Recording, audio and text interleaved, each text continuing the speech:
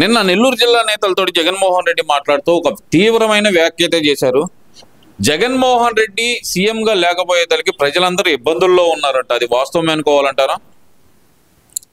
జగన్మోహన్ రెడ్డి అధికారంలో లేకపోతే ప్రజలు ఇబ్బందులు ఉండరా? ఏ రకంగా? ఎందుకు? ఈయన ఏమైనా ప్రజలకు ఏం చేశాడని? ఆయన గవర్నమెంట్లో సంవత్సరానికి ఒకసారి కరెంటు బిల్లు పెంచాడని, సంవత్సరానికి ఒకసారి కాదు 6 నెలలకు ఒకసారి, మొత్తం మీద 5 సంవత్సరాల మీద 7 సార్లు పెంచాడు.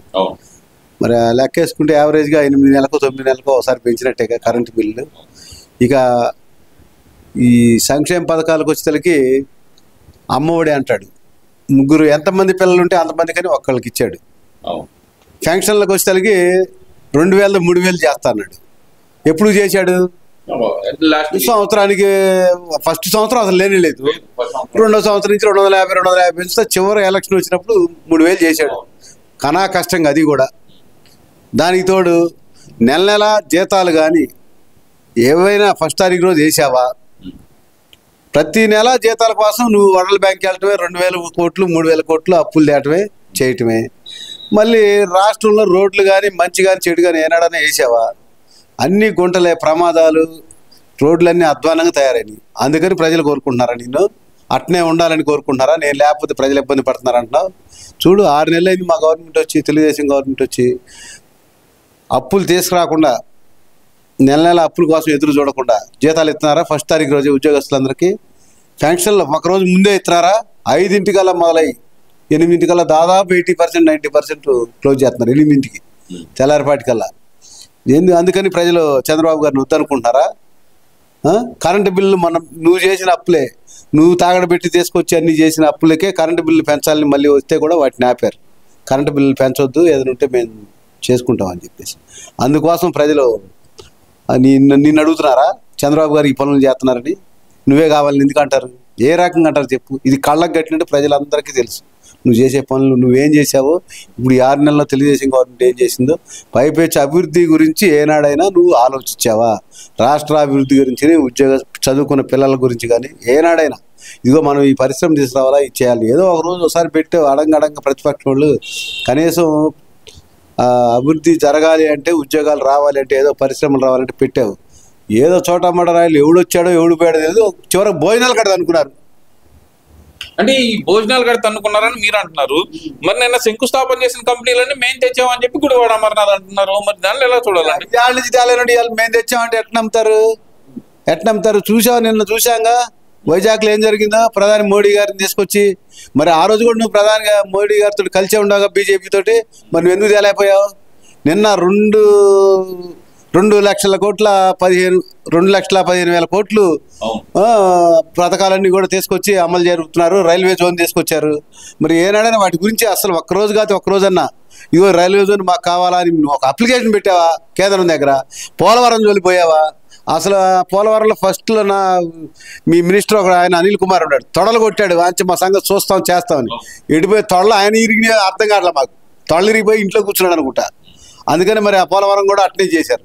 నిర్వాసితులకి ఏనాడైనా బాధ్యతగా ఇగో పోలవరం నిర్వాసితులు వాళ్ళ పొలాలు మంచి చెడు పోయిన ఇల్లు పోయినాయి, వాళ్ళకి నిర్వాసితులు కావాల్సిన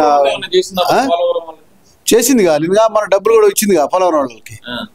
డబ్బు ఇట్లు ఇచ్చింది, పర్మిషన్ కేంద్ర గవర్నమెంట్ దగ్గర మాట్లాడి పోలవరాన్ని రేపు స్టార్ట్ చేయబోతున్నారు కదా. మరి ప్రజలు పరిపాలన అందరూ గమనిస్తూ ఉంటారు ఎవరేం చేస్తున్నారని. కాకపోతే నువ్వేదో 2019లో నేను మా అయ్య కంటే బాగా చేస్తాను అట్టా ఇట్టా అని మీ అయ్య పేరు అడ్డం పెట్టుకొని ఏదో చేస్తే నమ్మారు నిన్ను. ఒకసారి కుర్రోడు కదా పాపం ఏదో చేస్తాడు. అందుకని చూశారు ఒకసారి, బాగా చూశాడు కుర్రోడు సరిగ్గా. నిజాలే మనకి కుర్రోడని నిన్ను 11 సీట్లతోటి వదిలిపెట్టారు. 124 సీట్లు అలా ఇచ్చినందుకే ప్రజలు ఇవాళ బాధపడుతున్నారు అనేది జగన్మోహన్ రెడ్డి మాటలు. మరి అందుకనేగా బాధపడతారు నువ్వు అనుకుంటావు. నువ్వు కార్యక్రమాలు పెడుతుంటే జనం ఎంతమంది వస్తున్నారు జనానికి తెలుసు. ఎన్ని కార్యక్రమాలు నువ్వు వాయిదా వేసుకున్నావో తెలుసు. ఎందుకు వేసుకున్నావు వాయిదాలు? జనం లేకనే, నువ్వంటే ఇష్టం లేకనే రాట్లా. ఇంక నీకేంది ఇక్కడ చేసేది? అసలు ప్రజలు కూడా ఒకటి ఆలోచించాలా, ఇక్కడ కులాలు మతాలు ఇవన్నీ పెట్టుకోకూడదు. జనరల్గా రాజకీయ వ్యవహారం వరకు రాష్ట్రం బాగుపడాలని ఎవరైనా ఆలోచిస్తాం. రాష్ట్రం బాగుపడితే అది కులంతో పని లేకుండా ఉద్యోగాలు వస్తాయి. చదువుకునేవాడు అందరూ కులాలతో ఏం చదువుకోవట్లా. అమ్మోడు చదువుతున్నాడు, రెడ్డి చదువుతున్నాడు, ఓసీలు చదువుతున్నారు, బీసీలు చదువుతున్నారు, ఎస్సీలు చదువుతున్నారు. ఎవరైనా మెరిట్గా చదివిన వాడికి ఉద్యోగాలు వస్తాయి. ఉద్యోగాలకి వాళ్ళు చదువుకున్నందుకు వాళ్ళకి ఉద్యోగాలు రావాలంటే ఏం చేయాలి? మనం పరిశ్రమలు తీసుకురావాలా. పరిశ్రమలు తీసుకొస్తే మన రాష్ట్రంలో ఉండి శుభ్రంగా చదువుకుంటారు.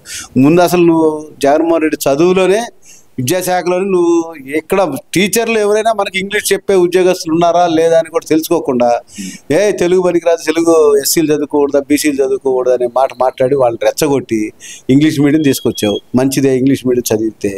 దానికి చెప్పగలిగిన కెపాసిటీ ఉన్న టీచర్లు మన దగ్గర ఉన్నారా లేదా చూసుకోవాలి కదా. ముందు ఆ టీచర్లు అపాయింట్మెంట్ చేసుకోవాలి. నువ్వు పాత వాళ్ళని ఎవరినో తీసుకొచ్చి ఇంగ్లీష్ రాని వాళ్ళని తీసుకొచ్చి వాళ్ళని పెట్టి స్కూల్లో నేను ఇంగ్లీష్ చదివిస్తాను, నేను చేస్తాను, పిచ్చి మాటలు చెప్పి జనాన్ని మాయ చేశావు.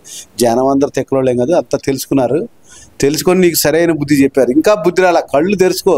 అసలు మనం పరిపాలన చేసేటప్పుడు మనం ఏం చేశాము, అసలు ఎట్లా ఉండాలి ఆ పరిపాలన ఏందనేది తెలుసుకొని అది నేర్చుకో. వాళ్ళు నేర్చుకో. ముందు జనవరి చివరి వారం నుంచి జనంలోకి వస్తాను, ఇదే నా భరోసా, ప్రతి కార్యకర్తకు అండగా ఉంటాను, జెండా మోసిన ప్రతి కార్యకర్తకు అండగా ఉంటాను నేను అని చెప్పి జగన్మోహన్ రెడ్డి చెప్తున్నారు. మరి గడిచిన 5 సంవత్సరాల పాటు మరి మా కార్యకర్తలను పట్టించుకోలేదని చెప్పి వైసీపీ కార్యకర్తల ఆవేదన.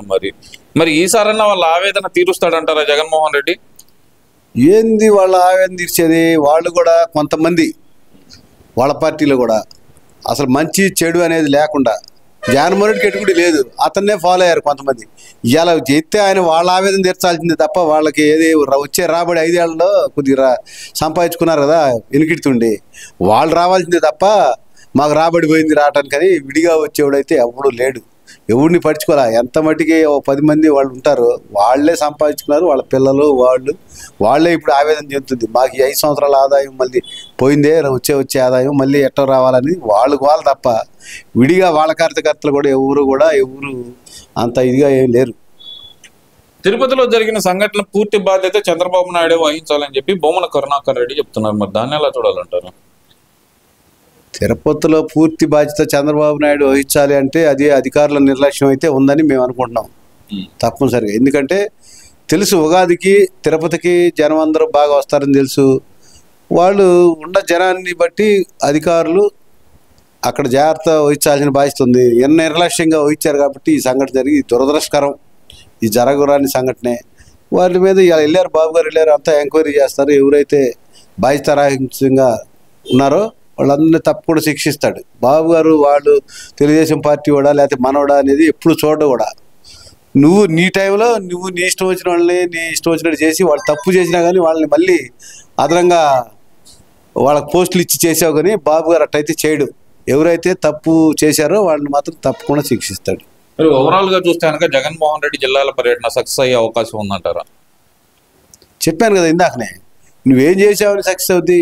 నేనేమంటున్నాను, ఇప్పటికైనా సరే నువ్వు గడిచిన 5 ఏళ్ళు ఏం చేసావో నీకు ఇప్పుడు అర్థం కాదు. ఇంకా అదే ఇదిలో ఉండవు. నేర్చుకో. నీకు అసలు రాజకీయం అంటే తెలియదు. తండ్రిని అడ్డం పెట్టుకుని ఒకసారి గెలిపించారు, నేను ఏదో గెలిచారు, నీ బలమని నువ్వు అనుకోబాకు. చూశారు ప్రజలు నీ పరిపాలన, అందుకనే అంత ఇదిగా పోయావు. రాబోయే రోజుల్లో ఇప్పటికైనా సరే అసలు ముందు నేర్చుకో. అసలు ఎవరు ఎట్ట చేయాలా, ఏంది పరిపాలన, ఏంది మంచి ఏంది చెడు ఏదని నేర్చుకోవాలి. కానీ ఎవరికి నీ ఇష్టం వచ్చినట్టుగా అధికారం వచ్చిందని చేసి ఇవాళ మళ్ళీ అధికారం పోయింది వచ్చేది మనమేని పిచ్చి మాటలు జనానికి చెబితే అంత నమ్మేవాళ్ళు ఎవరు లేరు. రాబోయే రోజుల్లో కూడా మళ్ళీ తెలుగుదేశం పార్టీ కూటమి ప్రభుత్వం పక్కాగా విజయం సాధిస్తుంది మళ్ళీ రాబోయే 5 సంవత్సరాల తర్వాత కూడా. Thank you.